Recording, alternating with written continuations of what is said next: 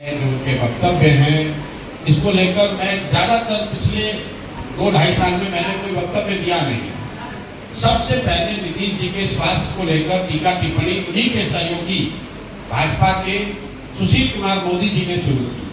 नवंबर 2023 में पहली बार सुशील मोदी जी ने कहा कि लगता है कि नीतीश जी गंभीर मानसिक रोग से पीड़ित है। उसके बाद से बिहार के करीब सभी नेताओं ने उनके स्वास्थ्य पर टीका टिप्पणी की है।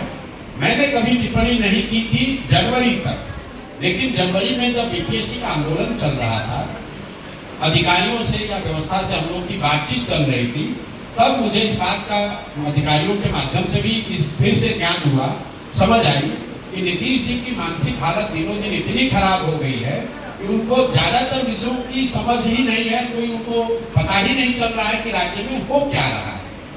तब मैंने ये कहा है कि बिहार में अगर कोई सिपाही भी नियुक्त होता है तो उसका मेडिकल जांच होता है।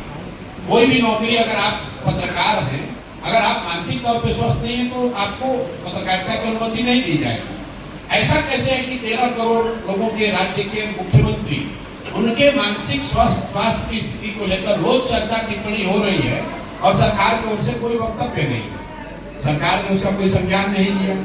फिर हमने कैमरे पर कहा और आज रिपीट कर देते हैं, नीतीश कुमार शारीरिक तौर से थके हुए और मानसिक तौर पर अस्वस्थ हो गए हैं। और अगर इसका प्रमाण आपको जानना है तो खाली आप खड़े होकर नीतीश कुमार जी से उनके मंत्री परिषद के सदस्यों का नाम पूछ लीजिए। नीतीश कुमार की मानसिक हालत आज ये है कि वो अपने मंत्री परिषद के साथी मंत्रियों का नाम तक नहीं जानते हैं, नहीं याद है उनको, और उनके भरोसे 13 करोड़ लोगों का जीवन छोड़ा हुआ है। तो नीतीश कुमार जी की तो गलती है ही, उन्हें इस्तीफा देना चाहिए क्योंकि वो स्वस्थ नहीं है। लेकिन उससे भी बड़ा दोष उनके सहयोगी दल भाजपा का है, क्योंकि ये नहीं संभव है कि देश के प्रधानमंत्री और गृह मंत्री को ये पता नहीं है कि मुख्यमंत्री नीतीश कुमार की मानसिक हालत या उनकी स्वास्थ्य की स्थिति क्या है।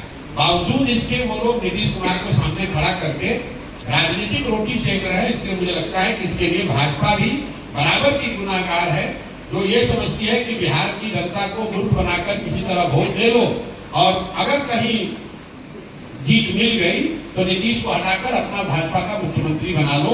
ये उनकी रणनीति है। इसलिए मुझे लगता है कि नीतीश जी तो बीमार है ही, लेकिन उस बीमार व्यक्ति को जनता के ऊपर थोप के रखना, मुख्यमंत्री बनाए रखना, इसका ये जो गुनाह है ये भाजपा कर रही है और भाजपा के लोगों को इसका जवाब देना चाहिए।